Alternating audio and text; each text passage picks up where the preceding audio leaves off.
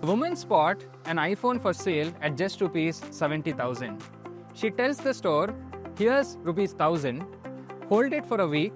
If I want it, I will buy it, or if not, you can keep the 1,000 rupees. Pay a little now to block a deal for later, whether or not you use it. That's the essence of a call option. Let's simplify it.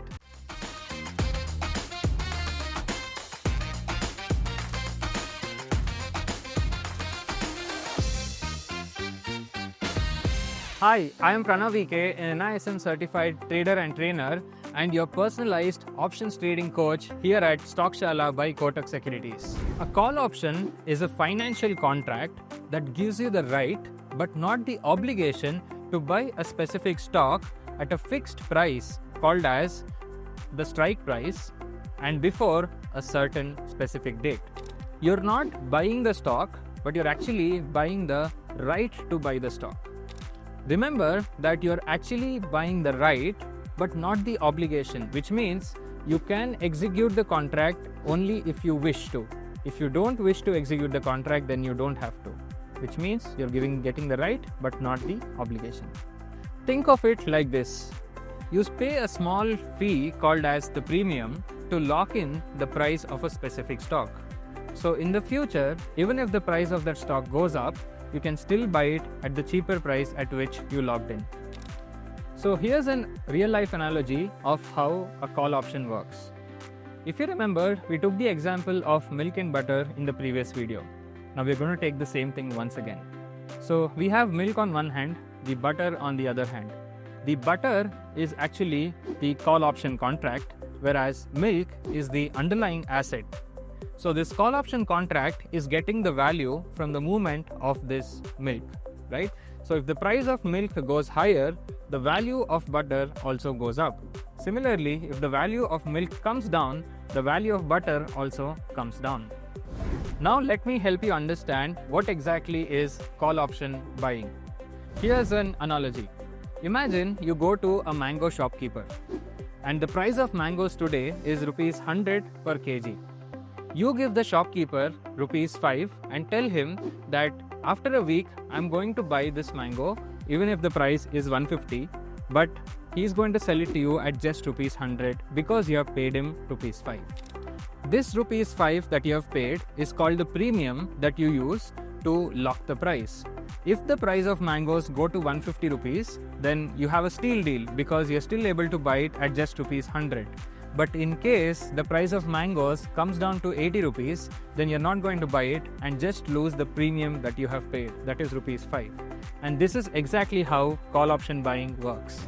So before we move any further, here are a few key terms that you need to learn so that you can trade effectively. The first key term is called the strike price. The second one is called the premium. The third is called expiry. And the fourth is called lot size. To help you understand these key terms better, let me take an example. Imagine you are buying a property. Let's say there is a property and we have a seller of this property and we also have a buyer for this property. Now the seller of this property is expecting the price of it to go down, whereas the buyer has some really crucial information. He has information that a highway is about to come right next to this property. So if there's a highway that comes right next to this property, then the price of this property is expected to go higher. But here's the crucial thing. Neither the buyer nor the seller are clear about what exactly is about to happen. And that is when they get into an options contract, and specifically a call option contract. Now before we move forward, let's understand a few things. The value of this property is 5 crores at this present date and time. But in the future, if the highway comes up, the price might go up. And if the highway doesn't come up, the price might stay flat or even go down. Now, how exactly do they get into a contract? The buyer pays a nominal amount of just rupees 10 lakhs to the seller and tells him that for the next 6 months, he is not going to buy the property, but he is going to wait. At the end of 6 months, the buyer gets the decision to either buy this property or to not buy the property. So the 10 lakh rupees that the buyer is willing to pay the seller to hold the property for 6 months, that 10 lakh rupees is called as the premium. The 6 months tenure is called as the expiry date. And finally, the amount of money, that is 5 crore rupees, which is the value of this property, is called as the strike price in this case. Since in this case there is only one property at stake, the lot size here is 1, and in other cases it might be more than 1. So let me reiterate the entire situation. The property is valued at 5 crore rupees. The buyer is going to pay the seller 10 lakh rupees just to hold the property for 6 months, so that after 6 months the buyer gets to decide whether he wants to buy the property by paying the full price or decide not to buy it. Now here's what might happen at the end of 6 months. The value of this property has 3 options. It might either go up, or it might stay flat, or it might go down. In each of these scenarios, let's analyze and understand who is beneficial and by how much.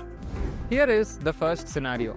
Imagine the price of this property goes from 5 crores to 5.5 crores because the construction of the highway has actually started.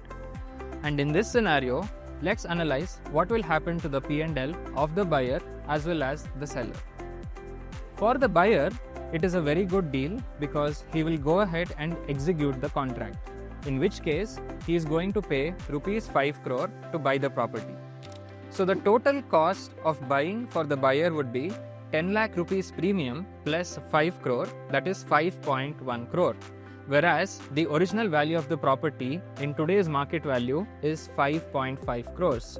So the buyer is at a profit of 40 lakh rupees. So in this case, the seller actually lost 40 lakh rupees notionally. In the second scenario, let's imagine that the highway is not going to be constructed and the value of this property is going to remain the same, which is 5 crores. In this case, the buyer will not execute the contract because he has already paid a premium of 10 lakh rupees, and on top of that, paying 5 crores to buy the property will not make sense. So in this case, the seller is the beneficiary. As the contract is not executed, the premium stays with him, that is 10 lakh rupees. So the total profit for the seller is rupees 10 lakh, whereas the total loss for the buyer is rupees 10 lakhs. Now let's imagine a third scenario where the price of the property has come down because of water scarcity. Do you really think in this case the buyer is going to execute the contract? Absolutely not. Because now he has already paid 10 lakh rupees in premium, and on top of that, why would he want to pay a higher price when the market price is lower than that? So in this case, since the buyer will not execute the contract, the seller is again the beneficiary. And by how much? Rupees 10 lakhs, as that was the premium that he received. And on the other hand, the buyer of the contract again loses rupees 10 lakh. From this example, we have learnt 2 crucial things. One is probability of profit, and the other thing is about the extent of profitability. In the first one, that is probability of profit, we saw that the buyer was winning 1 out of 3 scenarios, whereas the seller was winning 2 out of 3 scenarios, which means the probability of profit for the buyer is only 33%, whereas for the seller it is 66%. Now the second one is the extent of profitability. The buyer had an unlimited profit potential because the price of this property could have gone even to 6 crores, 10 crores or even 100 crores. But whereas on the other hand, for the seller, it was only limited profit, and that is to the extent of the premium received, that was rupees 10 lakhs. But on the other hand, for losses, the buyer had a limited loss potential, wherein it was to the extent of the premium paid to the seller, that was rupees 10 lakhs. Whereas for the seller, it is unlimited loss potential because the extent of profit for the buyer is the extent of loss for the seller. So if the property went to 100 crores, then that is the notional loss for this option seller. So just to be clear about this concept, the buyer of this property became a call option buyer by paying rupees 10 lakh premium to the option seller, who is also the seller of the property. So he is the call option buyer and he is the call option seller. So as I said earlier, a call option can be both bought as well as sold. And one more crucial important fact is that option contracts are always created by a seller. So coming back to our terms, let's start with the strike price. The strike price is the price at which you can buy the stock, or in this case, the property. And the premium is the small amount of money that you pay to buy this right. And the expiry is the deadline by which you can exercise this specific right. Lot size. You can't just buy one share. It usually comes in batches. Batches of 800, 1500 or even just 50. So let's do a quick recap of what we have learned so far. Number one, we understood what exactly is a call option contract. Number two, we understood what are the various terms that is associated with an options contract. That is a strike price, premium, expiry date, as well as lot size. We also took a real life example of a property and understood how the option buyer as well as the option seller are beneficiaries in different scenarios.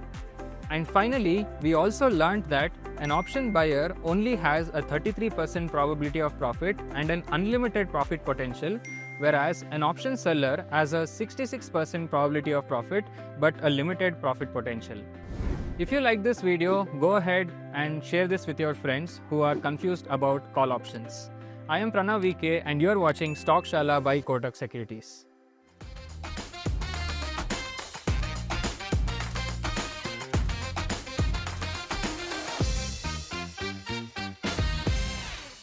Investments in securities market are subject to market risks. Read all the related documents carefully before investing.